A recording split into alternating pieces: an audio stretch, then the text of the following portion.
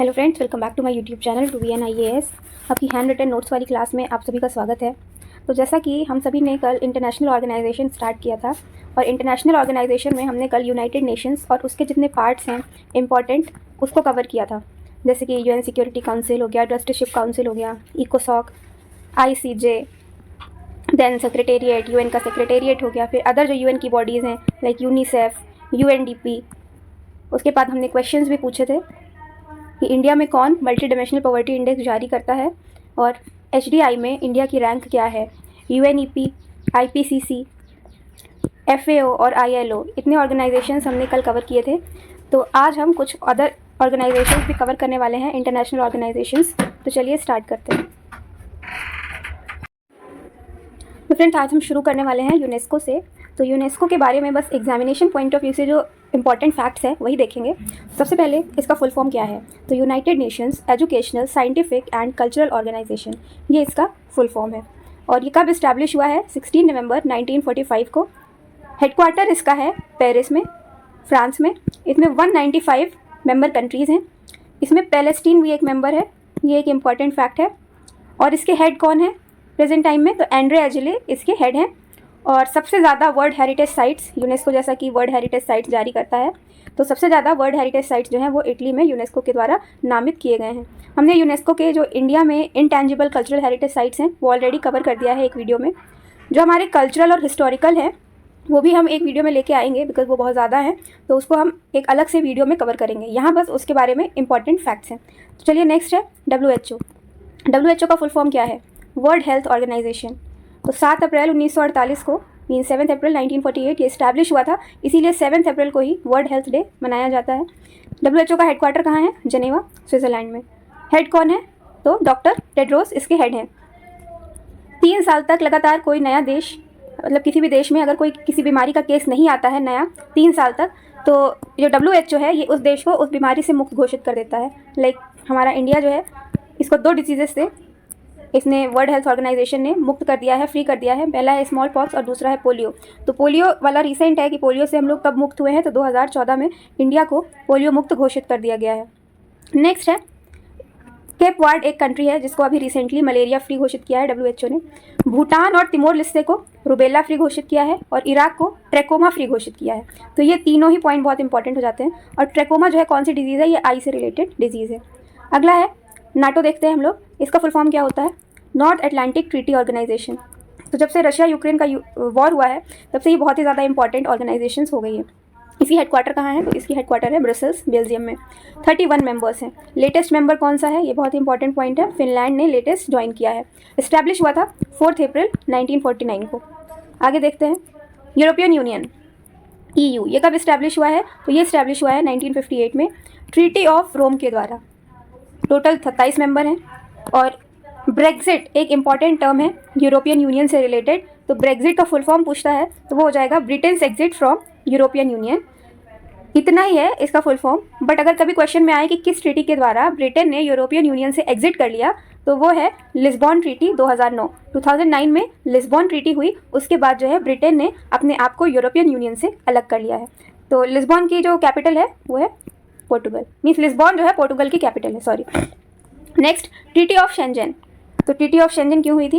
ये यूरोपीय देशों के मध्य जो है आवागमन के लिए हुई थी। लाइक ये फ्रीली एक देश से दूसरे देश जो यूरोपियन यूनियन की कंट्रीज़ हैं उसमें आ जा सकते हैं। इसमें जैसे कि फॉर एग्जांपल हम ले सकते हैं कि हम अपनी कंट्री में किसी भी स्टेट में आसानी से आते हैं, चले जाते हैं, हमें कोई वीज़ा, कोई रोक टोक नहीं होती है। सिमिलरली यहाँ भी ये जितने 27 मेंबर्स हैं ये यूरोपियन यूनियन के स्टेट्स, मान लीजिए कि ये लोग कहीं भी आसानी से आ जा सकते हैं, इनको कोई भी बाउंडेशन या रिस्ट्रिक्शन नहीं लगाई जाएगी। फ्रांस को जो है, फ्रांस ने ऑनलाइन परमिट दिया है 2024 के ओलंपिक के लिए, क्योंकि बहुत सारे लोग आएंगे अलग कंट्रीज से। तो इसी ट्रीटी के अंतर्गत फ्रांस ने ऑनलाइन परमिट जारी किया है 2024 के ओलंपिक को देखते हुए, बिकॉज वहीं पे होस्ट होने वाला है 2024 का ओलंपिक। करेंसी क्या है यूरोपियन यूनियन की? करेंसी है यूरो। और कितनी कंट्रीज़ ने अडॉप्ट किया है? 27 मेंबर्स में से 20 जो मेंबर कंट्रीज़ हैं उन्होंने ही इस करेंसी को अडॉप्ट किया है, 27 ने अडॉप्ट नहीं किया है। हेड कौन है? उर्सुला वॉन-डोर, ये इंपॉर्टेंट है, यूरोपियन यूनियन के head Ursula von der. Next ASEAN. ASEAN का full form Association of South East Asian Nations. Association of South East Asian Nations कब इस्टेब्लिश हुआ था? 1967 में, और बैंकॉक डिक्लेरेशन के द्वारा ये इस्टेब्लिश हुआ था। इसका हेडक्वार्टर है जकार्ता, जो कि इंडोनेशिया में है। 11 कंट्रीज़ इसकी मेंबर्स हैं। तो चलिए मेंबर्स देख लेते हैं। Myanmar, Singapore, Malaysia, Thailand, Vietnam, Laos, Cambodia, Brunei, Philippines और इंडोनेशिया। तो क्या इंडिया इसका मेंबर है? नहीं, इंडिया इसका मेंबर नहीं है। तो ये भी एक इंपॉर्टेंट पॉइंट है याद रखने के लिए। लेटेस्ट कंट्री कौन है इसको ज्वाइन करने वाली? तो लेटेस्ट कंट्री आसियान को ज्वाइन करने वाली है तिमोर लेस्ते, और India is not a member of ASEAN. अगला है एडीबी। एडीबी का full form Asian development bank. ये कब इस्टेब्लिश हुआ है? 1966 में। इसका हेडक्वार्टर है मनीला, फिलीपींस में। और इसमें सबसे बड़ा शेयर किसका है? एशियन डेवलपमेंट बैंक में सबसे बड़ा शेयर है जापान का। टोटल 68 मेंबर्स हैं एडीबी में, और 49 जो हैं सिर्फ वो एशिया से हैं, बाकी अलग कॉन्टिनेंट से हैं। इनके हेड कौन है? तो हेड हैं असाकावा, और जो इनके उपाध्यक्ष हैं वो हैं अशोक लवासा। ये इंपॉर्टेंट है। Next south Asian association for regional cooperation. इसका फुल फॉर्म है south Asian association for regional cooperation.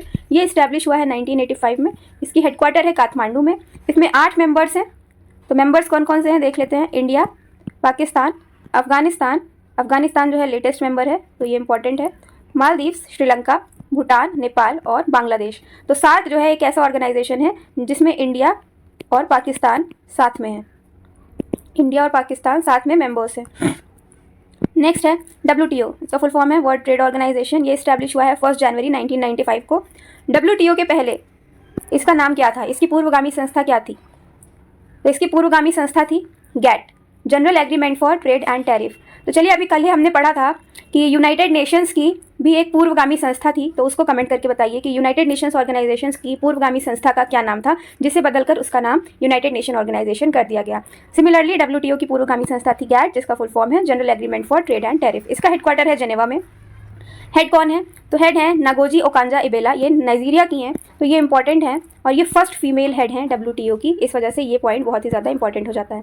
इसमें कितने मेंबर कंट्रीज़ हैं? तो WTO में 164 मेंबर कंट्रीज़ हैं, और अफगानिस्तान जो है इसका लेटेस्ट मेंबर बन गया है।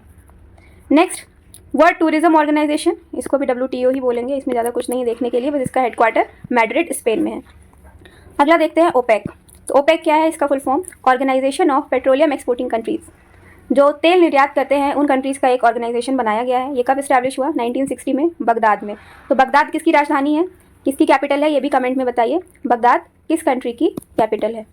हेडक्वार्टर कहाँ है ओपेक का? तो हेडक्वार्टर है वियना में, जो कि ऑस्ट्रिया की कैपिटल है, और ये डेन्यूब रिवर पे, on the bank of Danube river Vienna locate करता है। इसमें 12 मेंबर कंट्रीज़ हैं करेंटली। और ये इंपॉर्टेंट फैक्ट हो जाएगा करंट से रिलेटेड कि कतर और अंगोला दोनों ने ओपेक से एग्जिट ले लिया है रिसेंटली।